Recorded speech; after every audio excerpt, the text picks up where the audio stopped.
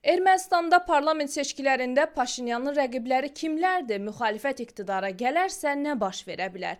Ermənistan vətəndaşları 7 iyun bazar günü parlamentin yeni üzvlərini seçmək üçün səs verməyə gedəcək. Bu, Nikol Paşinyanın 2018-ci ildə hakimiyyətə gəlməsindən sonra keçirilən üçüncü seçki olacaq. Seçkidə 17 siyasi partiya və 2 ittifaq yarışır. Sorğulara görə Paşinyan və onun Vətəndaş Müqaviləsi partiyası öndə görünür.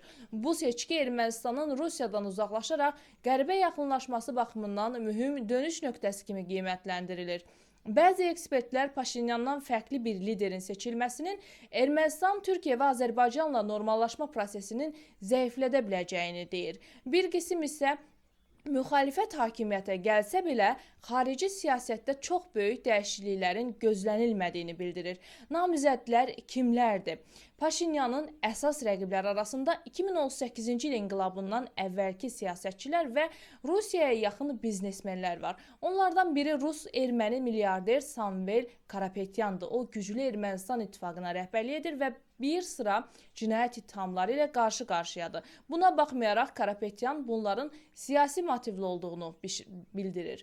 Digər əsas rəqib keçmiş prezident Robert Köçəryandır. O, Ermənistan ittifaqına rəhbərlik edir və Paşinyanın Azərbaycana güzəştə getdiyini düşünür.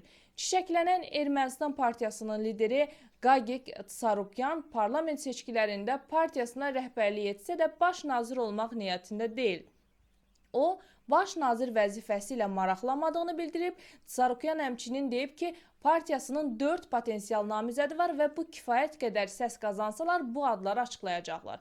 Ekspertlərə görə bütün əsas partiyalar ümumilikdə balanslı xarici siyasəti dəstəkləyir. Paşinyan isə Rusiya təsirindən uzaqlaşıb qərbə yaxınlaşmağa çalışır. Tədqiqatçılar bildirirlər ki, Paşinyanın qalib gəlməsi Türkiyə və Azərbaycanla normallaşmanı daha da sürətləndirə bilər. Müxalifətin qalib gəlməsi isə bu prosesi dayandıra və yaxud da yavaşlada bilər. Paşinyan öz siyasətini real Ermənistan konsepsiyası ilə izah edir. Bu yanaşma keçmiş ərazi iddialarından imtina edib, daha praqmatik və realist dövlət siyasətini nəzərdə tutur. Hazırda sorğularda Paşinyan və partiyası öndə olsa da, tək başına hökumət qurmaq çətin ola bilər və koalisiya ehtimalı var. Hətta seçkilərin ikinci tura qalması da istisna edilmir.